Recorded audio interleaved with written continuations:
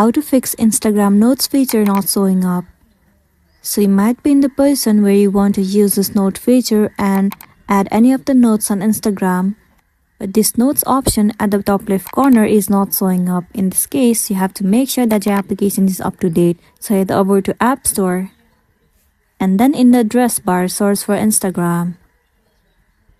Now simply click on this app.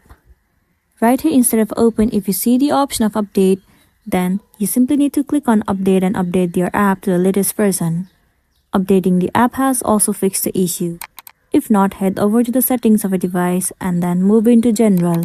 Then simply head over to iPhone storage. Now search for the application Instagram right over here. And then move into it. Space, click on Offload app and then once again tap on Offload app. It will clear the cache and the storage of the application. It will also remove all of the unwanted bugs and make your application run smoothly. This should also fix the issue that you have been facing and then you'll be good to go. So that's the end of the video. If this video really helped you, give it a like and check out our next tutorial.